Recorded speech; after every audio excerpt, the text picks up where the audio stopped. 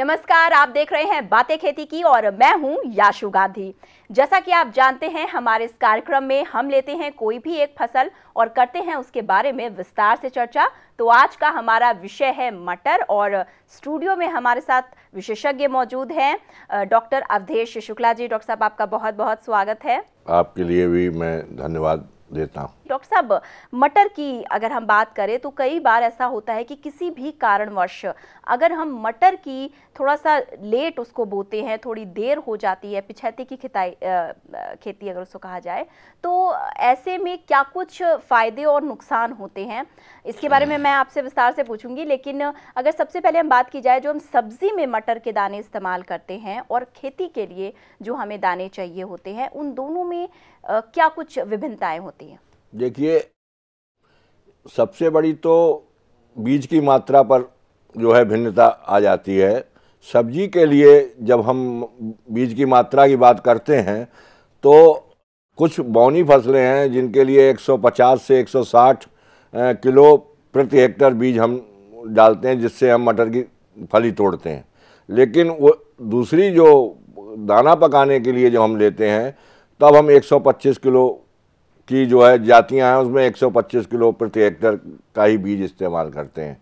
इसी तरीके से हम जब दाने के लिए जो जातियां हैं उन पर जो है हम जो ज़्यादा जिनका फोलिएज है तो 80 से 100 किलो प्रति हेक्टेयर बीज की बात करते हैं। लेकिन जब सब्जी के लिए जब हम मटर बोते हैं और उस फली तोड़ते हैं तो हम कहते हैं 100 से 120 किलो जो है आप मटर का दाना इस्तेमाल करके बुवाई करें बीज। इसके अलावा जब हम मटर की खेती की बात कर रहे हैं, आप अख्तर साहब के साथ उनके खेतों में गए, आपने जायज़ा लिया, क्या खास चीज़ें आपने देखी? देखिए, सबसे ज़्यादा मैंने ये देखा कि किसान ने उसको लाइन में अच्छी तरीके से बोया हुआ है और उसमें लाइन में बोने से जो है उसको सबसे बड़ा फ़ायदा ये हो रहा है कि उसे निराई गुड़ाई करने में भी उसमें कोई परेशानी नहीं होगी। दूसरा ये है कि जो मैं जाकर के खान से मिला, तो खान से मिलने पर मुझे ये सबसे पहले मैंने उससे ये पूछा कि ये तुम बीज कहाँ से लाया, तो उसने कहा कि मैं फाउंडेशन सीड लाया हूँ। तो मुझे बड़ी खुशी हुई इस बात की कि सभी लोग जो हैं, कोई घर का बीज बोता है या ज़्यादा से ज़्यादा कोई उन्नतशील किसान होता है तो कृषि बीज भंडार से बीज ले आता है, लेकिन वो जाकर के मेरठ विश्वविद्यालय से फाउंडेशन सीड लेकर के आया और उसने वो बीज बोया। तो जैसा कि मैंने अभी आपको बताया कि बीज जब हम मटर की फली तोड़ने के लिए खेती करते हैं और या दाना पकाने के लिए करते हैं तो बीज की भिन्नता हो जाती है और बीज की दर, जो बीज की मात्रा है, वो भी अलग अलग हो जाती है। इसी तरीके से अगर हम सब्जी के लिए मटर बोते हैं तो उसके लिए भी हमारे पास जो है वो कृषि विश्वविद्यालय द्वारा जो अनुसंधान किया गया है उसके हिसाब से अगैती और मध्य में जो पिछैती बोई जाने वाली फसलें हैं उनकी भी जातियों की संस्कृति अलग अलग की गई है। जैसे अगर हम सब्जी के लिए अगर हम बोते हैं तो हमको अगैता 6, आर्किल, पंथ सब्जी मटर 3, आज़ाद P3, आज़ाद P31, ये हम जो है अगैती यानी जल्दी बोने वाली फसलें हैं, जिनको हम जल्दी बोएंगे उनके लिए ये विश्वविद्यालय ने रिकमेंड की है कि सब्जी के लिए अगर आपको लेना है तो ये सबसे ज़्यादा सर्वोत्तम होंगी। माफ़ कीजिएगा डॉक्टर साहब, मैं आपको बीच में रोकना चाहूँगी। इसी के साथ वक्त हो चला है एक छोटे से ब्रेक का, लेकिन ब्रेक से पहले हम आपको छोड़ जाते हैं। डॉक्टर साहब और अख्तर खान हमारे किसान दोस्त हैं। डॉक्टर साहब उनके खेत में गए और क्या कुछ उन्होंने देखा, आइए आपको भी दिखाते हैं।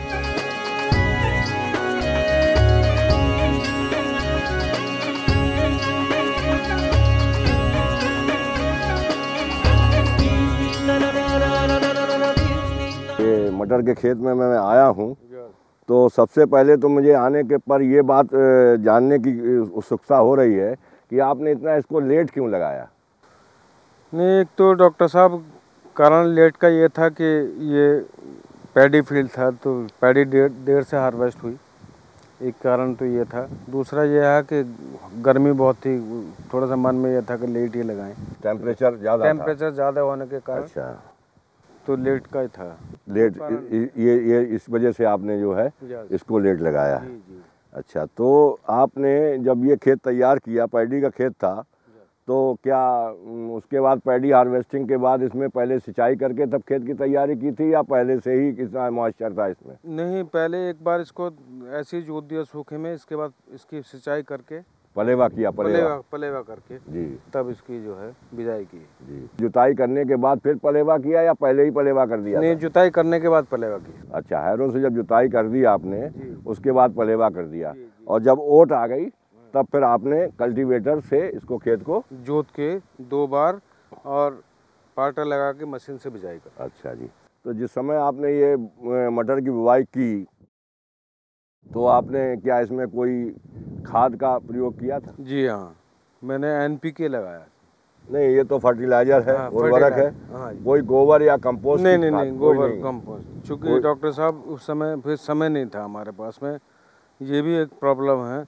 मैं खान साहब एक बात आपको ये सजेस्ट करूँगा कि धान के बाद मटर अगर ली जाती है या धान के बाद गेहूं लिया जाता है, जो कि अमूमन यहाँ का जो है फसल चक्र है, तो या तो धान के में ही आप जब धान की रुपाई करें उससे पहले ही थोड़ा सा ये ध्यान रखें, गोबर या कंपोस्ट की खाद को अवश्य इस्तेमाल करना प्रारंभ करें। देखिए, मैं आपको बताऊं, पंजाब का आपको एक एग्जाम्पल दे रहा हूं कि निरंतर अधिक मात्रा में उर्वरकों का प्रयोग करते करते करते करते ये स्थिति आ गई है कि वहाँ की जो एवरेज यील्ड है वो डाउन चली गई। बिल्कुल, मैं आपकी बात से सहमत हूँ। जब पानी हम लगा देंगे उसके बाद क्या करेंगे? इसके बाद थोड़ा सा देखिए यूरिया लगाऊंगा इसमें। यूरिया का आप जो है टॉप ड्रेसिंग करेंगे? टॉप ड्रेसिंग कितना करेंगे इसमें, पर हेक्टेयर के हिसाब से या पर एकड़ के हिसाब? पर एकड़ के हिसाब से। आप ये है कि 50 किलो पर एकड़ के। ब्रेक के बाद एक बार फिर से आपका स्वागत है। ब्रेक में जाने से पहले हम आपको दिखा रहे थे किस तरीके से डॉक्टर साहब ने मटर के खेत का जायजा लिया, तो आइए उस सफर को हमने अधूरा छोड़ा था, पूरा करते हैं।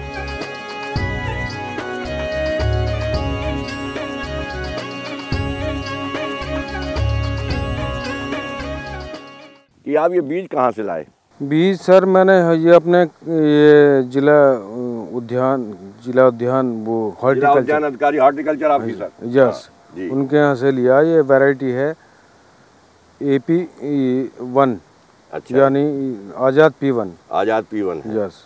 मैं सीड पे बहुत गंभीर रहता हूँ कि उसमें एक तो जेनेटिक प्योरिटी ज़्यादा होती है।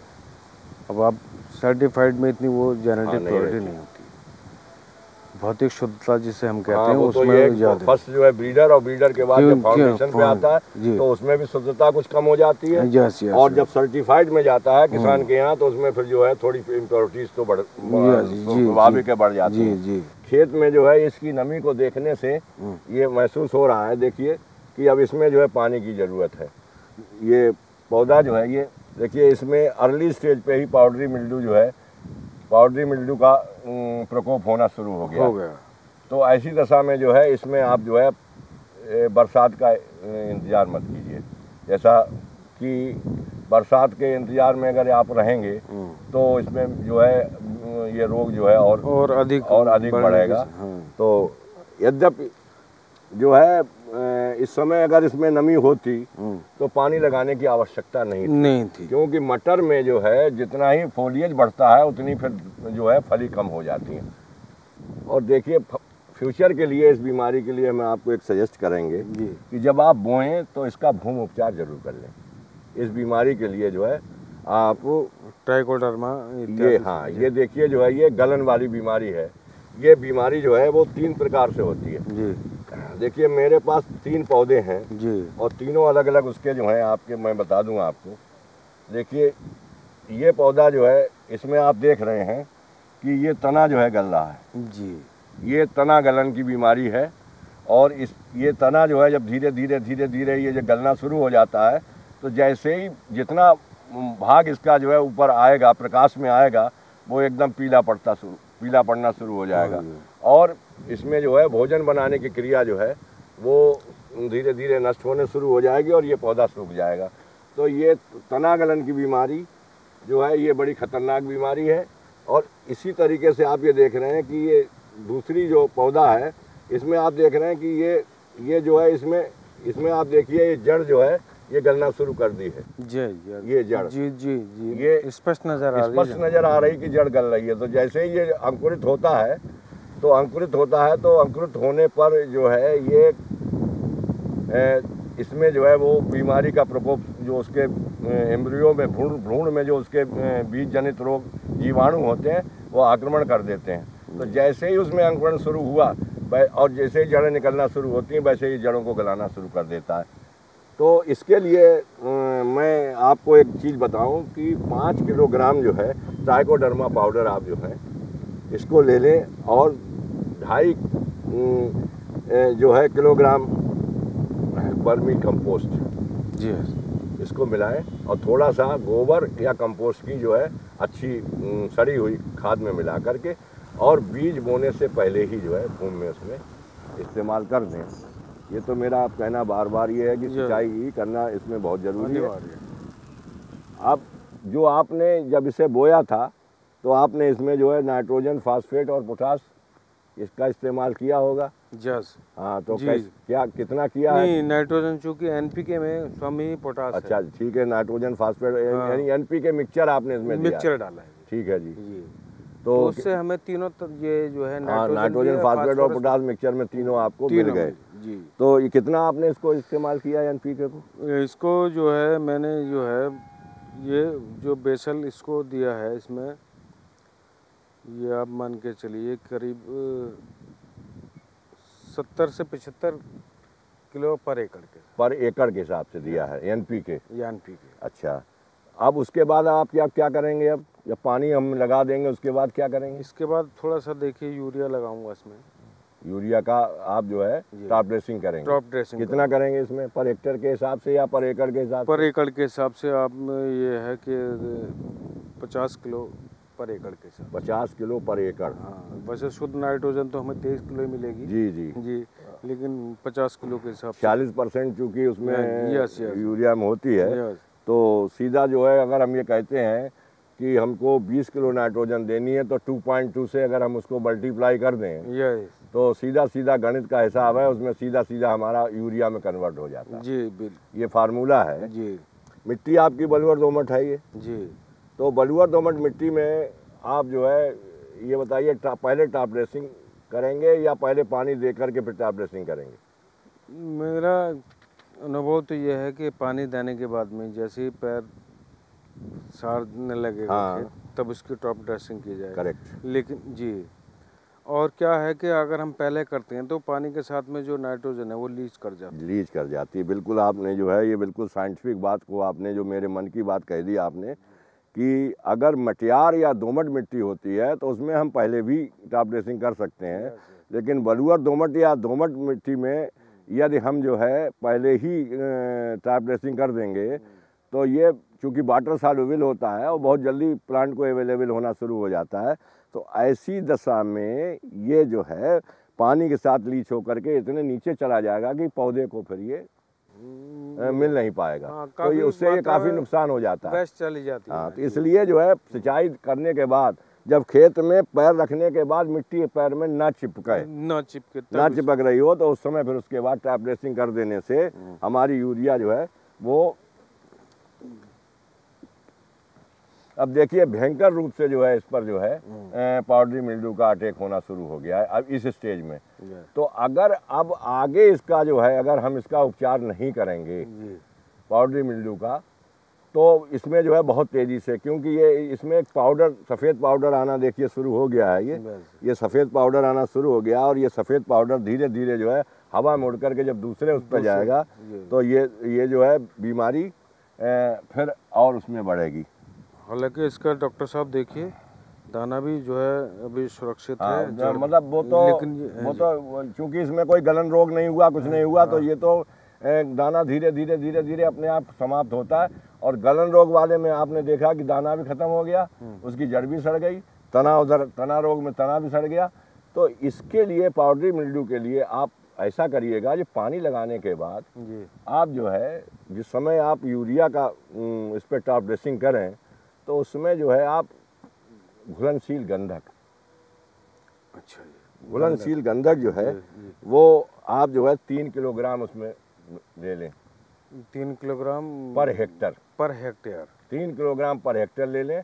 और अगर घुलनशील गंधक आपको नहीं मिलता है तो आप जो है इसके लिए जो है कार्बेंडाजिम 500 ग्राम, केवल 500 ग्राम उसका स्प्रे करना पड़ेगा। उसका जो है कार्बेंडाजिम का स्प्रे कर दें आप, तो फिर ये जो है ये बीमारी अभी जो है फंगल डिजीज है। हाँ, ये फंगस डिजीज है। तो कार्बेंडाजिम जो है वो कार्बेंडाजिम जो है ये वही मैंने आपको बताया ये फंगस है। ये सफ़ेद पाउडर है, ये फंगस है। और ये उड़ करके जब दूसरे पौधे पे जब पहुंचती है तो ये जैसे ही पौधे पहुंचेगी वैसे ही जाकर के अपना इफेक्ट शुरू कर देगी और पौधा जो है अपना क्लोरोफिल नष्ट करना शुरू कर देगा और जो फोटोसिंथेसिस यानी प्रकाश संश्लेषण की क्रिया है वो अवरुद्ध हो जाएगी और पौधा धीरे धीरे फिर जो ये सूख जाएगा।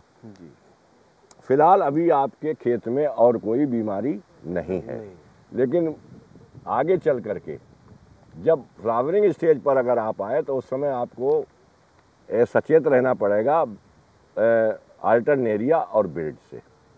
अल्टरनेरिया और बिल्ड जो है इसके लिए आपको जो है बहुत ज़्यादा सचेत होना पड़ेगा क्योंकि ये एकदम पौधे को सुखा देता है। जी। हाँ, या तो देखिए ये या तो सितंबर में हम बो देते हैं।